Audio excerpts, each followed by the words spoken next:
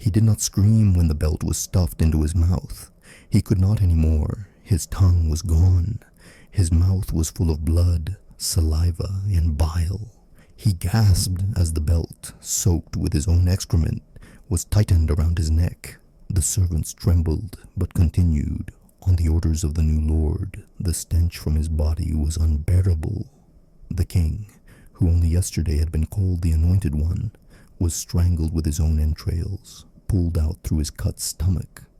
But it all began a few weeks earlier. When King Ferdinand entered his 49th year, his body no longer obeyed him. He could hardly walk.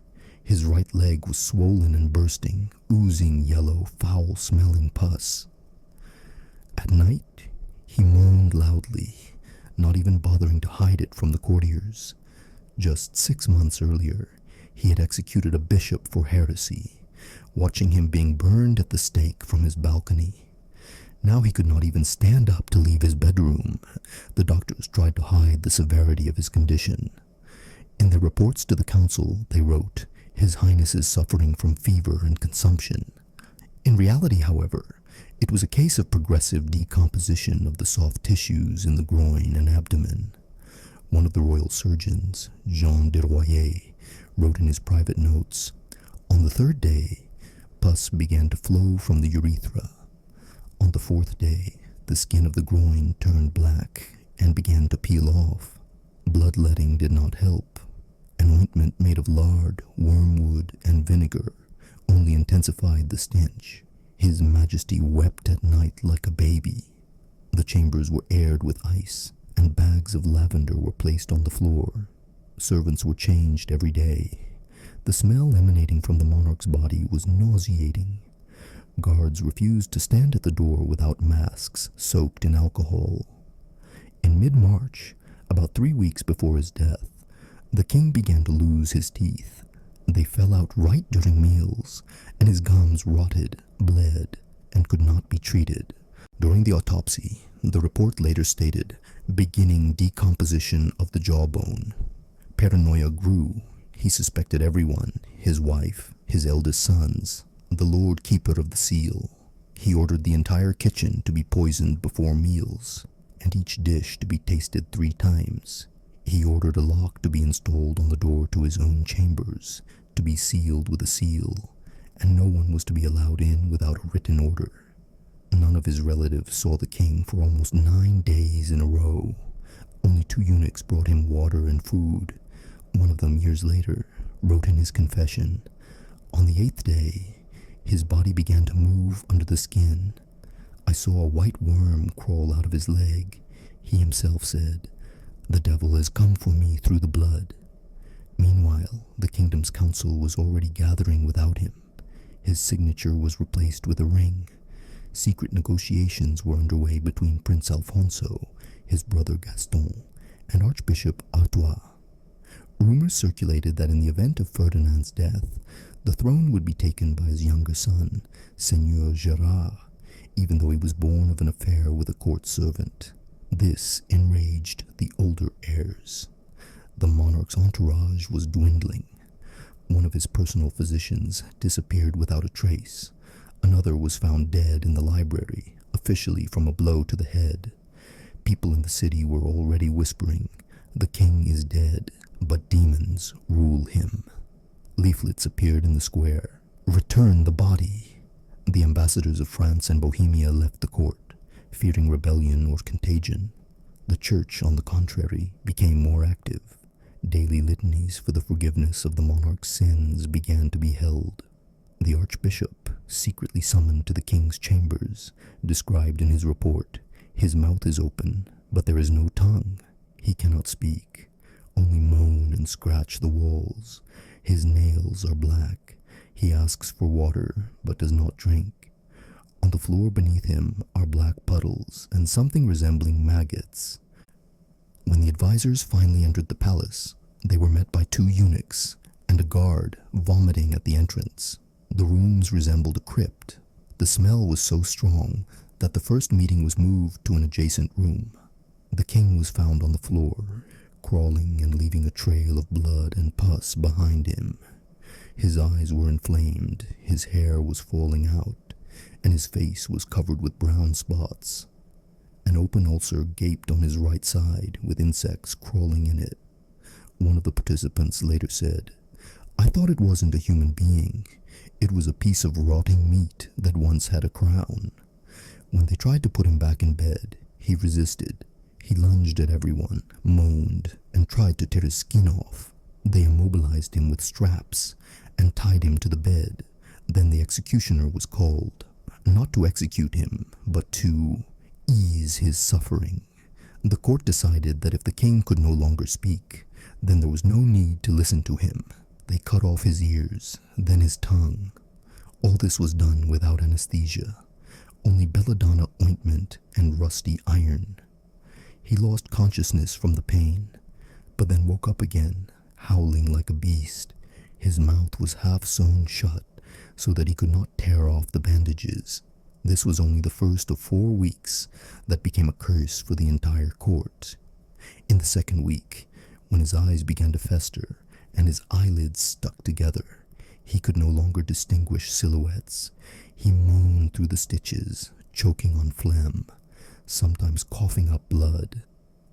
The servants no longer changed his sheets, they burned them. Mice were pulled out from under the bed, which, according to rumors, had begun to gnaw on the remains of food that had fallen from his rotten jaw. One of the night guards wrote, "I saw a snake-like creature crawl out of his ear. Maybe it was a worm. He didn't scream. He tried to embrace the air." The council convened an emergency meeting. The king was effectively incapacitated, and the throne was powerless. Prince Alphonse proposed to officially declare his father dead. The archbishop insisted on a ritual to exorcise the devil. Prince Gaston brought a mute hermit from a monastery to feel the filth. The hermit did not enter the chambers. He sat at the door, silently hugging himself, and died a day later from an unknown cause.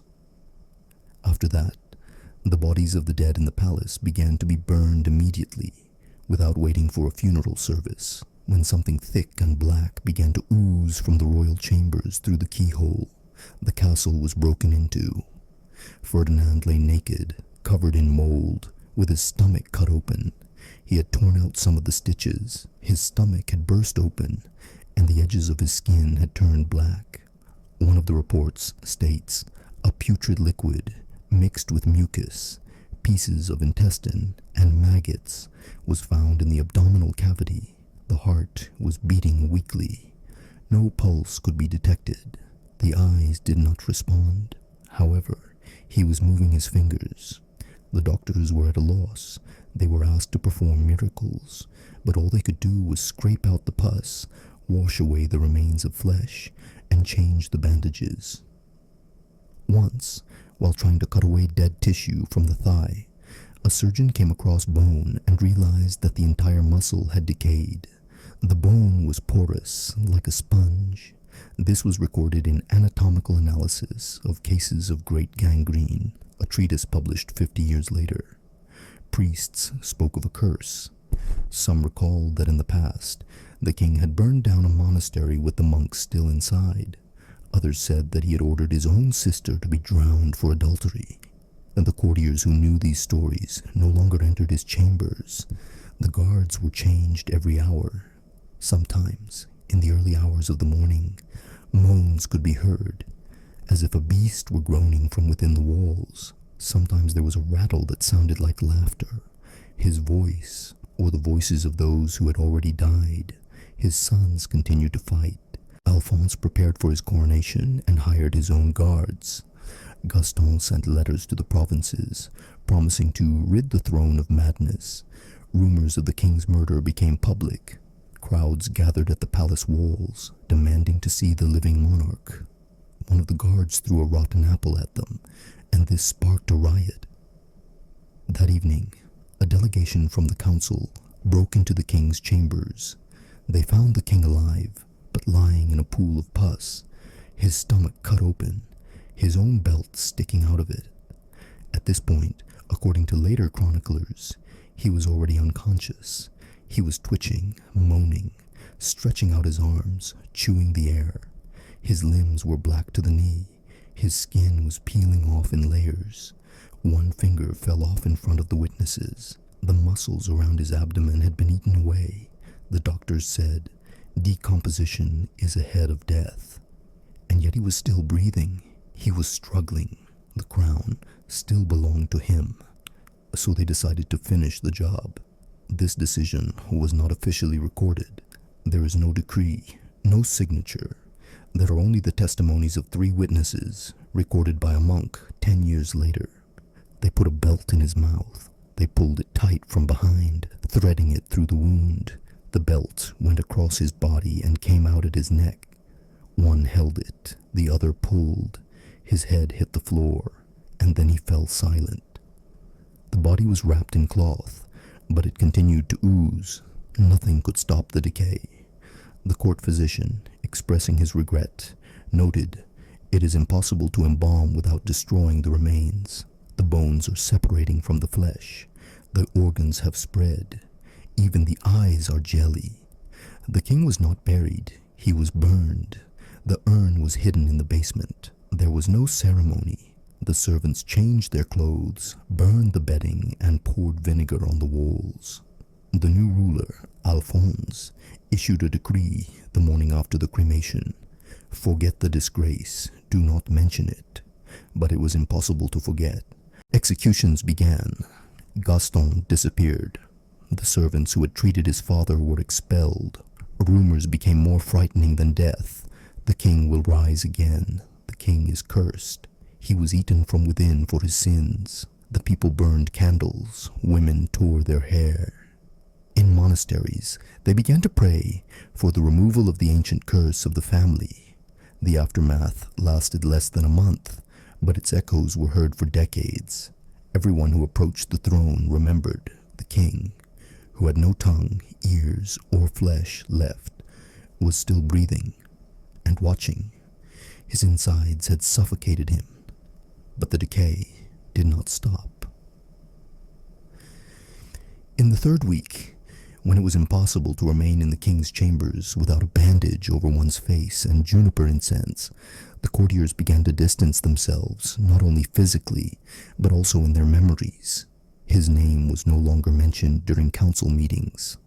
In documents, he was referred to as the Great Lying One.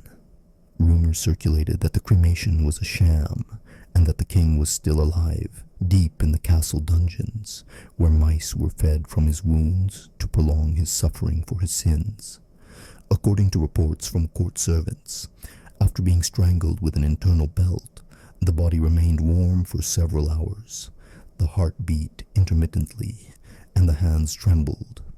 Only after the abdominal cavity was opened and the blackened contents poured out was Ferdinand finally declared dead. But even then, no one dared to call it death. The chief advisor's notes read, "The flesh has decayed, the voice has fallen silent, the crown is headless." The body was divided. The head with the remains of hair was placed in a separate urn, presumably to prevent the spread of infection. But later, neither the urn nor the remains were found. One of the servants, Guillaume Labrute, later recounted in a tavern that he saw a nobleman take her away at night in a cold sack. Perhaps she was secretly burned, or preserved in some private shrine as a reminder. Alphonse's new reign began with vows of purification. He ordered all traces of his father to be washed away.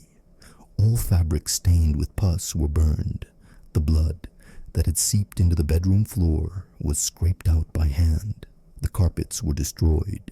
The room where Ferdinand had lived during his last weeks was walled up. Its door was sealed with wax and bricks. The craftsman inscribed the stone with the words, "Closed from decay and lies." However, the rumors did not die down. Letters from neighboring lands reported of a dead man in a crown standing on the castle walls at night. Servants began to see shadows in the corridors. Several of them were found dead from fear. A knight named Charles Davier saw the door to the walled-up chambers slightly ajar and swore he heard coughing. Unrest grew in the city. Madmen appeared at the palace gates, shouting the names of the dead. An old man rang a bell and shouted, The king is rotten, but his spirit has not left. He was removed, but others began to repeat him. Priests demanded complete purification, spiritual and physical. In monasteries, psalms about the rejection of the flesh were read. The court made a decision to declare Ferdinand a traitor to the faith. It was difficult. The church wavered, but Alfonso's influence and gold did their work. On the seventh day after the official burning, a closed liturgy was held, where Ferdinand was denied absolution. His name was removed from the prayers. His portraits were burned. Coins bearing his image were melted down. Chroniclers wrote, "With him, an era of decay has passed. May it never be revived." But everyone gave in. Supporters of the younger son, Gaston, gathered an army. They accused Alfonso of murdering his father and betraying his family. Gaston swore that the king had not died of illness, but had been strangled when he was already on the mend. He sent letters describing how his tongue and ears were cut off so that he could not tell the truth. In some lands, people believed him. In others, they laughed, but doubt had been sown. In letters to foreign courts, Alphonse described a sad loss and natural decline, but no one believed him. The ambassador of Savoy wrote to the capital, "The stench was even in the corridors. We couldn't breathe. This was not death. It was something else." Some priests spoke openly of a curse. One of them, Brother Barthélemy, wrote, "Death is mercy," and he was taken away screaming, "No Christian should die among worms, blood, and lies." He was not given absolution. He was not forgiven. He was devoured. Despite the threats, Gaston went to war.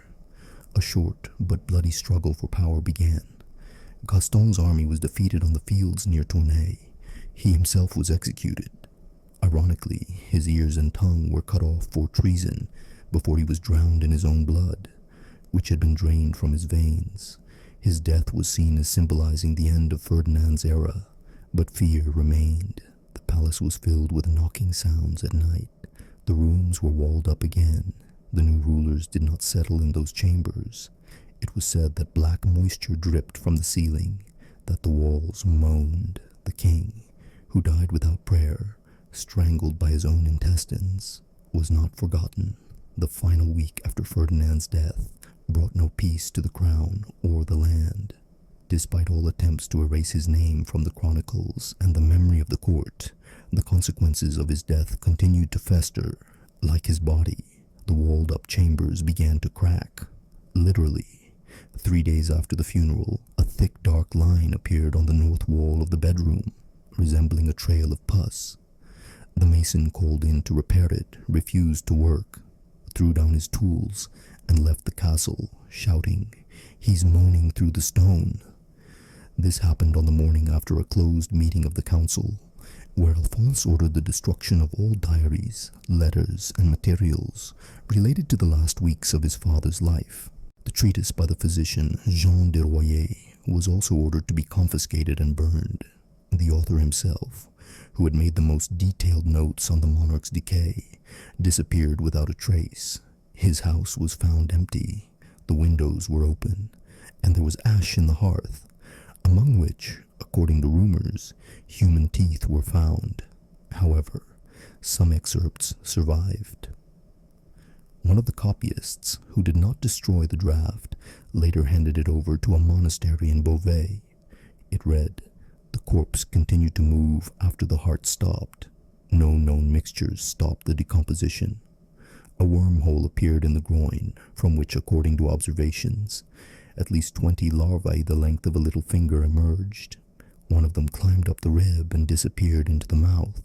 This was not normal decomposition. It was retribution." The war with Gaston lasted less than 2 weeks, but claimed more than 2,000 lives. After his execution, Alphonse tried to restore order, but the crown remained defiled. No new advisor agreed to spend the night in the castle. Military reports from distant provinces spoke of omens, bloody rains, dead birds, plague in monasteries.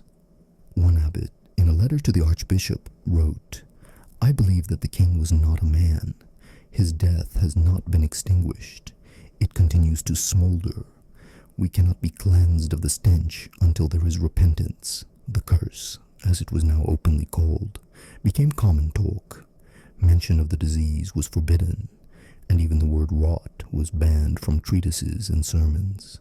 A new law required Ferdinand's illness to be called sacred fever, but even those who were afraid to speak could not forget. The belts used to strangle him were found in the well. One of the guards committed suicide after claiming that he could hear his name being called from the depths. The cleansing of the palace was accompanied not only by the burning of fabrics, but also by the cutting off of heads.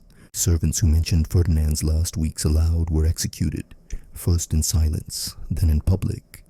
One of the cooks who had fed the monarch in his final days was boiled alive in a cauldron on charges of defiling food. Before his death, he managed to shout, "I'm not guilty. It already stank when I came in." This became a phrase whispered in the markets. It already stank when I came in. This is how the people described not only the king, but also the government itself. Its decay. Archbishop Artois, seeking to close the matter once and for all, held a ceremony to rebury the ashes. The urn was transferred to the monastery of St. Lawrence, surrounded by a wall and a moat. Only one person was allowed in, a German monk who was an expert in purifying psalms. He died 3 days later. Since then, the monastery has been sealed. But the fear remained. One of the new members of the council, Jean de Montigny, wrote in a personal letter to his brother, "I cannot sleep. I smell something. It haunts me." He was a bad king, but his death is worse than his life. We live on his remains. We walk on his dung. The reaction of the people was mixed. Some burned candles and prayed, considering the king a martyr. Others, on the contrary, said that it was justified. He shed the blood of innocents, broke his oaths, and rejected the church. He executed his own brothers, betrayed the holy books, introduced taxes on beds, and razed villages to build canals. Everything came back through the body. An internal schism began between the old nobility and the new entourage. Those who supported Alfonso demanded the arrest of all who had served Ferdinand. Purges began. In the first month, more than 80 people were hanged. Some were guilty of real crimes, but most were simply suspicious. The women of the court refused to enter the wing where the king had died. It was believed that the smell of death permeated even the stone. The windows were sealed with lead. The walls were painted white, then black. Eventually, they were completely covered with lime. Ugly dolls depicting the king without ears, or a tongue began to appear in the city. They were hung on the gates of houses. These were signs, a warning, or a curse. However, the religious consequences were no less significant than the political ones. After Gaston's execution and Ferdinand's horrific death, the church split. Some bishops demanded a review of the canons of purification. Others claimed that such a death was evidence of the intervention of hell. Discussions began about the nature of sin and whether the body could decay while still alive, if the soul had already been rejected. The king's death gave rise to a new cycle of fear. There was no longer any certainty about the crown. There was no clarity in religion. The people began to fear the body as a vessel of damnation. Superstitions arose that a person who smelled of decay was a carrier of sin. Even innocent sick people began to hide. And yet, in the most secret chronicles, there remained one entry, believed to have been made by a monk who had witnessed the event. When they strangled him with his own intestines, he looked. He did not cry, he did not pray, he just looked. And in that look, there was more power than in his whole life, because now he had become what everyone feared, a body that did not die, but decomposed the living. It was not the death of a man. It was a death that remained, invisible, foul-smelling, silent. Like the king himself,